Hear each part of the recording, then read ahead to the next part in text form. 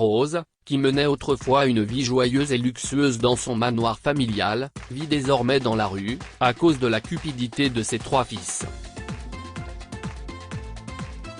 Mais bientôt, elle allait recevoir un appel téléphonique qui mettrait fin à sa misère. Le manoir des rois, composé de 6 chambres à coucher, faisait rêver tous ceux qui passaient devant. À défaut de pouvoir y pénétrer, les gens prenaient des photos devant ces majestueuses portes en bois pour ensuite les partager sur les réseaux sociaux, ignorant totalement l'histoire d'amour déchirante, de perte et de cupidité qui se passait à l'intérieur. Pourquoi l'amour ? Eh bien, le manoir a été construit par un jeune homme riche pour sa dulcinée il y a presque 4 décennies. Ensemble, les 2 tourtereaux y ont élevé 3 garçons et une fille. Perte, parce que si est entre ces murs que l'histoire d'amour de ce conte de fées s'est brusquement terminée lorsque l'homme a succombé à une maladie, rendant son dernier soupir dans les bras de la femme qu'il aimait. Et la cupidité, parce que les 3 fils qui étaient autrefois le centre de l'univers de leurs parents avaient manipulé et mis à la porte leur vieille mère veuve parce qu'elle refusait de vendre la maison. Rose était cette veuve de 63 ans qui avait tout perdu, le seul homme qu'elle ait jamais aimé, la seule maison qu'elle ait jamais possédée, et l'amour de ses 3 fils têtus, dont David et Daniel.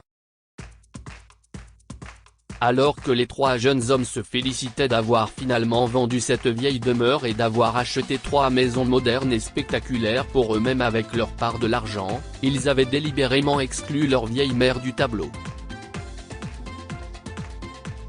Leur sœur Debbie a eu une part, aussi. Mais elle était partie dans un coin de la planète où régnait la maladie, pour essayer de trouver un remède à une nouvelle maladie dont personne n'avait entendu parler.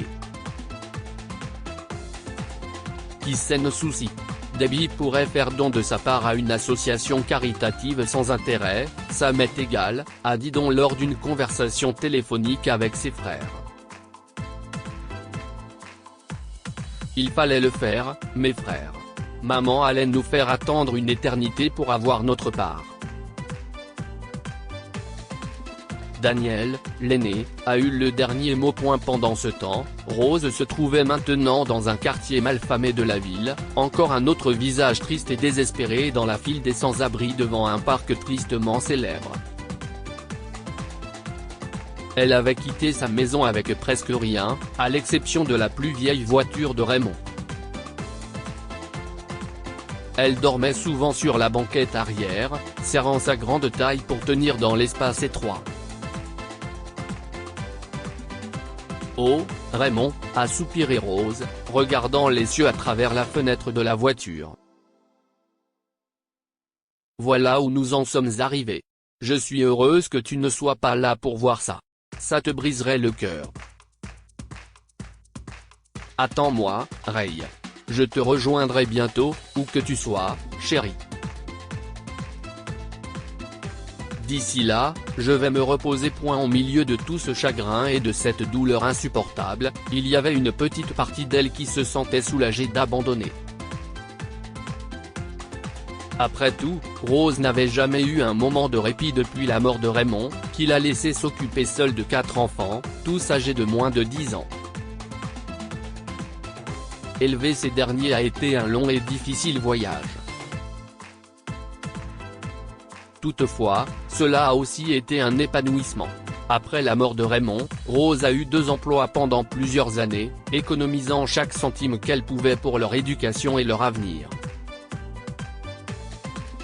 Et cela a porté ses fruits puisque les 4 enfants ont réussi dans leurs domaines respectifs, mais leur réussite professionnelle n'impressionnait plus Rose, car elle avait vu la triste vérité, ses fils ne sont pas devenus de bonnes personnes.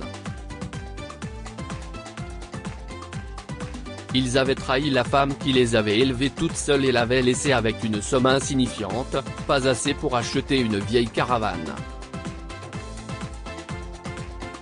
Les jours se sont transformés en semaines jusqu'à ce que cela fasse presque un mois que Rose vit dans la rue. Elle ne s'est pas plainte une seule fois, car même dans la rue, sa gentillesse et son sens de l'humour lui ont permis de se faire des amis incroyables.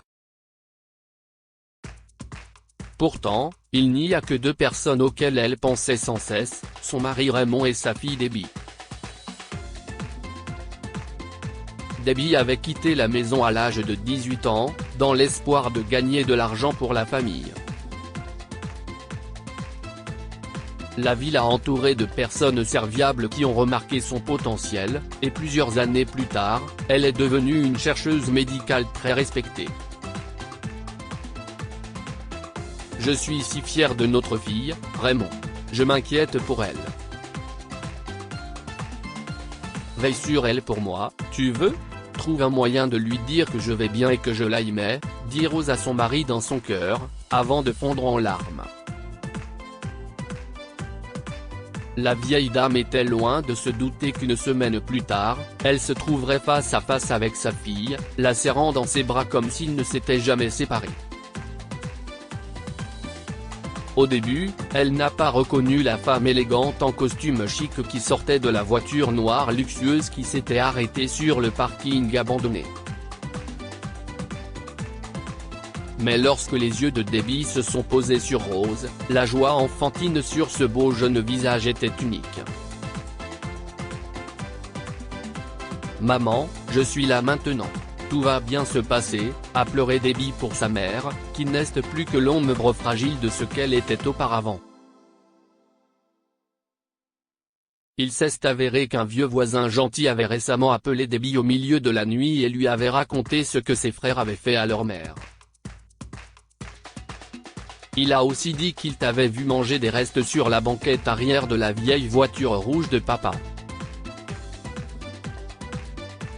Mon cœur a sombré, et j'ai sauté dans le prochain avion pour te trouver et te rencontrer, a pleuré Debbie en tenant sa mère dans ses bras. Maman, ce que David et Daniel t'ont fait est impardonnable. Et comme je suis leur sœur aînée, j'ai décidé de les remettre à leur place. Debbie avait l'air déterminée et confiante. Debbie a insisté pour emmener Rose dans un endroit spécial.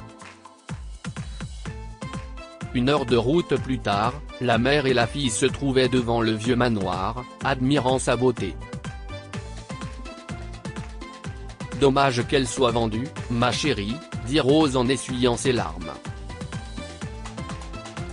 Rose ne croyait pas ses oreilles. Elle écouta sa gentille fille expliquer comment elle avait dépensé toutes ses économies pour acheter la maison sans révéler à ses frères qui elle était. Ils t'ont arnaqué, et maintenant ils vont savoir ce que ça fait, a dit Debbie.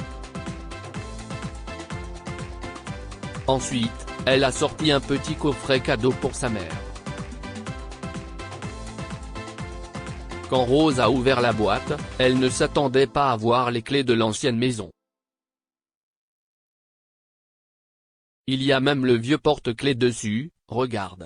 Une semaine de paperasse plus tard, Rose a enfin reçu un appel de l'avocat de sa fille. Vous êtes désormais l'unique propriétaire de ce manoir, et personne ne peut plus vous déloger de force.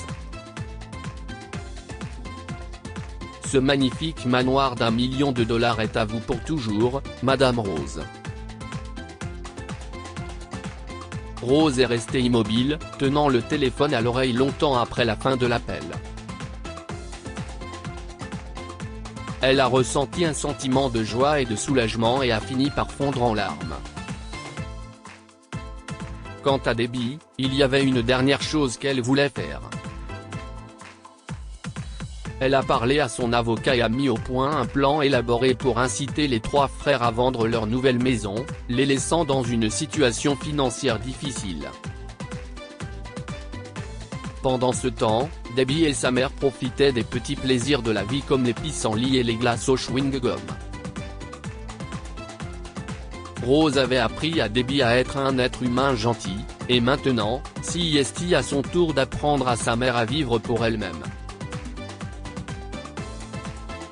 La fille adorait à organiser des déjeuners, des journées au spa et des séances de photos d'anniversaire pour sa mère, jusqu'au jour où elle est morte paisiblement dans ses bras.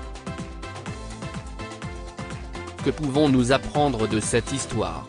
La cupidité nous rend aveugles à toutes les bonnes choses de la vie. Dont, David et Daniel ne pensaient qu'à obtenir leur part du patrimoine familial. Dans le processus, ils ont perdu la présence aimante de leur mère, la femme qui avait travaillé dur pour les élever. La joie qui vient au prix du bien-être de nos parents n'a aucun sens. Les fils ont essayé d'exclure Rose de leur vie luxueuse, mais ils ont fini par être malheureux.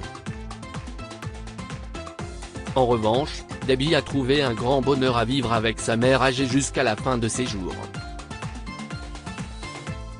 Partagez cette histoire avec vos amis. Elle pourrait égayer leur journée et les inspirer. Si vous avez aimé cette histoire, vous aimerez peut-être celle d'une mère âgée qui demande à son fils de lui rendre visite. Il le fait 2 ans plus tard et trouve une tombe au lieu de sa maison. Abonnez-vous à Mon Mama sur Google News.